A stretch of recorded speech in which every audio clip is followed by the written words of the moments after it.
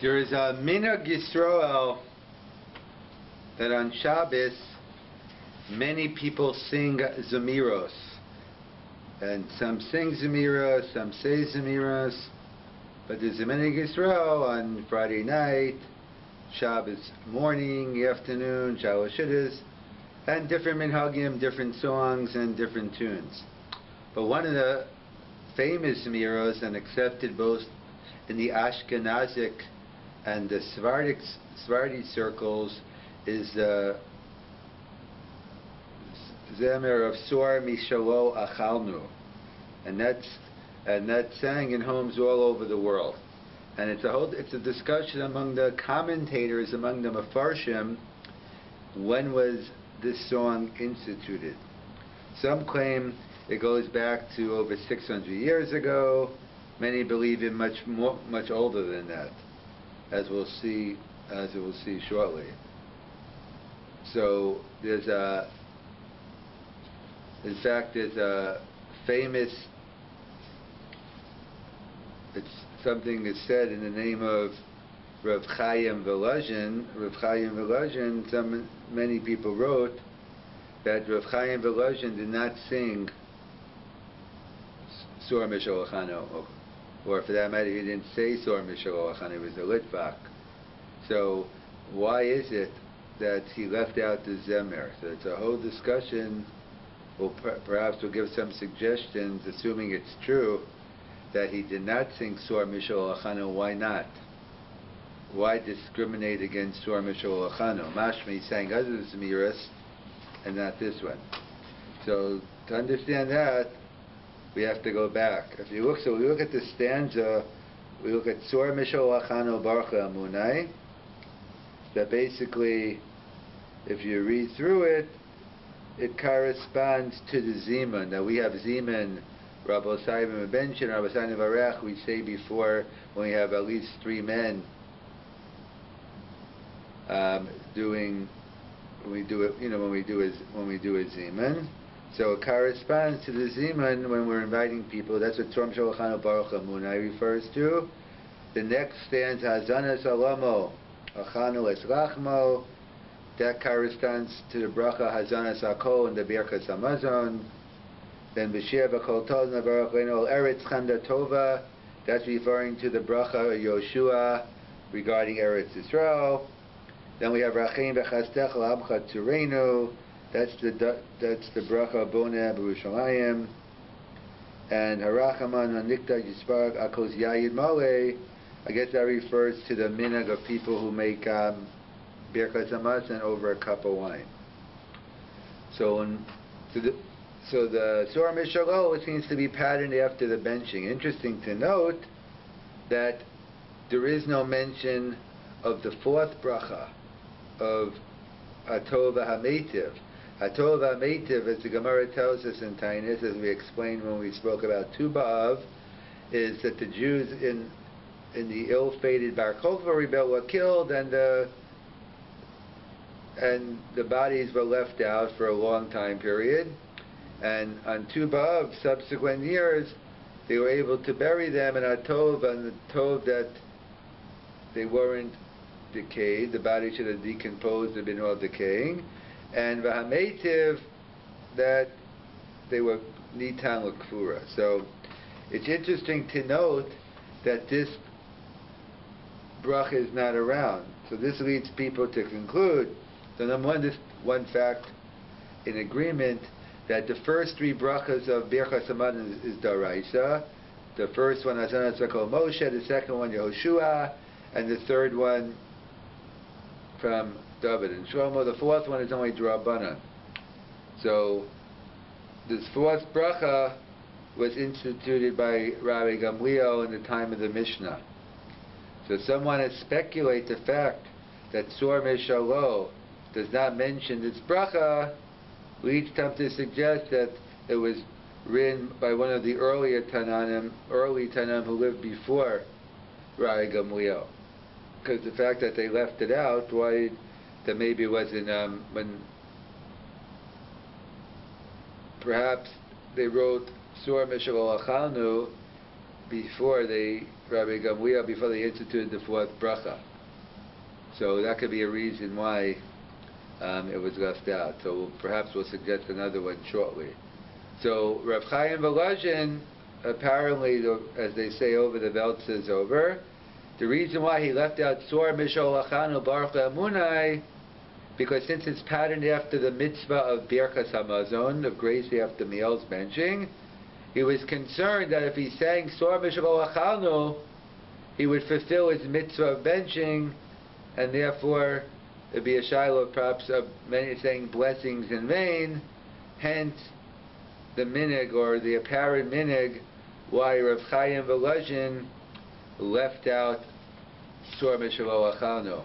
It's interesting to note that some quote that there's an old minig to recite Sor Mishlo Achanu after Birkas Hamazon.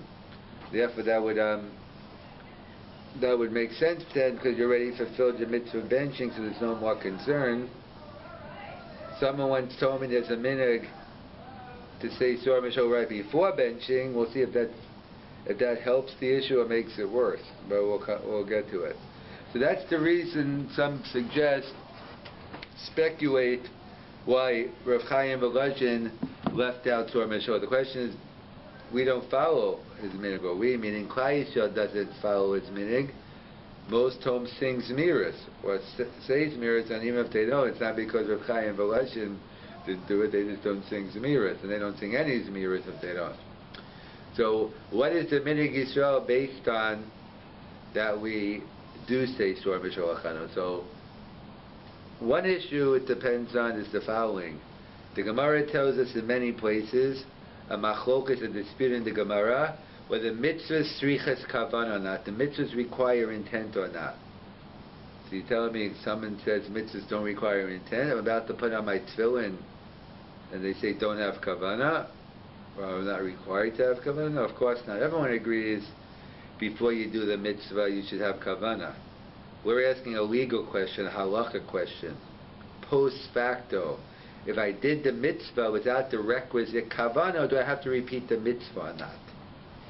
So therefore, they point out that it's a machlokas in the Gemara, and it seems to be an apparent contradiction in the Rambam. The Rambam in Hilchas Chamei to Matzah says if someone eats matzah ba'ones, it's forced, it's yote, implying mitzvahs ain't tzrichas kavana. And in Hilchas Shofar he writes, mitzvahs ni kavana, the one blowing the shofar, the one listening. So it's a whole discussion. We'll have a share on that in the coming weeks when we get closer to Rosh Hashanah. But that's a discussion in the Gemara. So the simple pshat is, the Mishnah Berurah quotes, the Magen Avraham quotes from earlier sources, so we compromise. So when it comes to a mitzvah daraisa, we paskin mitzvah tzrichas kavana. When we come to a mitzvah d'Rabbanan, we say mitzvahs ain't tzrichas kavana. So therefore, applying that to Birkas Hamazon, Birkas Hamazon is a mitzvah min haTorah, v'yachalta v'savata uveirachta, and therefore mitzvahs require intent. So when one sings Sor Mishlo Achanu, most people don't even know it corresponds to Birkas Hamazon. Even if you do know, you don't have kavanah to be yotzei tefillah, and it's a mitzvah daraisa. So our minig, we're not concerned that you're going to fulfill your mitzvah, and therefore we continue singing Sor Mishlo. That's one issue. What is Rav Chaim Volozhin? Maybe passing like the sheet says mitzvahs ain't tzrichas kavana, or perhaps even though Shabbos it's more difficult to say, but it's possible that maybe he was talking in a case where Birkas Hamazon was only d'Rabbanan, where you only ate a kizayis achala. You only ate a kizayis, and maybe it was a scenario where you only chayav and benchim d'Rabbanan. So maybe that's when he was makbid not to sing it. But either way, our minig is we're not concerned with mitzvahs tzrichas kavanah. I mean, we are concerned with it, and therefore we don't have kavanah number one. And since it's a Birkas Hamazon, certainly on Shabbos, we eat a lot more on Shabbos than we do during the week. It seems to be v'chalta v'savata, and therefore that's one reason why there's not concern. Perhaps another reason as well why it's not a problem is that it's true that maybe min haTorah you can fulfill your mitzvah with Surah Mishloach, because Minat Torah is the Minchas Chinuch rights and others. I could probably use any words I want to thank God on a biblical level. The rabbis set it up, though, with the benching we have today. Hazan Asakol, No Dochav Minat Torah, anything goes. So the Shaila is, as always, the Pri Megadim raises the Shaila of Minchas Chinuch. What happens when there's a mitzvah Minat Torah without any specific format, and the rabbis come along and tell me I have to fulfill the mitzvah this way? Let's say I don't fulfill it the way the rabbis tell me. So is that just in violation of not listening to the rabbis? Or do I not fulfill my mitzvah Minat Torah at all? That's a major question we've got into. We'll go into it more as well. Whether the Chacham have the power, Yesh koach b'yad Chachamim, la'akor dvar Torah b'shevi al kaseh. They have the ability to uproot a mitzvah by telling you not to do it. What does that mean? Does it mean that the mitzvah no longer exists, and therefore even if you do it, it's a zero? If you bench other than Birkas Hamazon that we have it today, you fulfill no mitzvah? Do I say no? You fulfill your mitzvah in our Torah, but you're not fulfilling your mitzvah midrabanan. So perhaps that could be the one of the issues here, that we assume perhaps that the rabbis uprooted the mitzvah now. The only way you can fulfill your mitzvah, or at least that's the way you should do it, that we assume that you don't get the mitzvah of benching when you daven Surah Mishloach Achanu, because you're changing Kol HaMishtana Ma'peah Shel Chachamim. However, maybe Rav Chaim Volozhin held that, like the other Shita said, no, even though you shouldn't do it, but still Minat Torah you do get your mitzvah, and therefore they don't want you to fulfill your mitzvah Minat Torah not together with your mitzvah midrabanan, like the Pri Megadim writes by Kiddush, you to fulfill your Kiddush al Yayin together with your mitzvah of Kiddush Minat Torah. So that's one issue is whether mitzvah strichas kavana. Another issue is changing the format of the Chachamim, and as well, because the Gemara says that one of the prerequisites for benching, that you have to contain bris v'torah. And if it doesn't say bris v'torah, you're not yotze. So last I checked, there is no bris v'torah in the Surah Mishloach Achanu, and therefore, and some say that's even Minat Torah, it has to be mentioned, but at least midrabanan, and therefore we're not having. Therefore, perhaps Surah Mishloach Achanu wouldn't help. And this another issue is that even more difficult, or just as difficult, is where's Ritzei? We paskin on Shabbos. If you daven Birkas Hamazon and leave out Ritzei, you're not Yotzi benching, or let's say you have to bench over again, whether Yotzi benching or not. That's a separate Hakira in terms of Ritzei. How do we view a benching without Ritzei?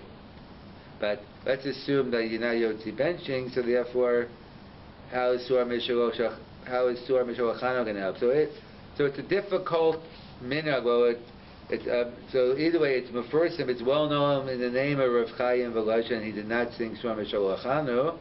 Maybe he had some other reasons we're not aware of, but there's no chiyuv. You don't have to sing Surah Mishloach Achanu. There are many other Zemiros to sing, but it's difficult to say up. It's a difficult reason to say that he didn't sing Surah Mishloach Achanu because he was afraid he's going to be Yotzei Bench. If he didn't want to sing Surah Mishloach Achanu for other reasons, a makabel. But the poskim, the Achronim, find it difficult based on all these different factors: a mitzvah strichas kavana, changing the format of the Chachamim, not mentioning Britz V'Torah. Whereas Ritzei, you're not mentioning Melech HaOlam, you don't have a full bracha, and other reasons given. While the poskim say there is no problem, we don't have to be concerned with the minhag of Rav Chaim Volozhin, and whether you're Sephardic or Ashkenaz, one can continue the minhag of singing Surah Mishloach Achanu on Shabbos.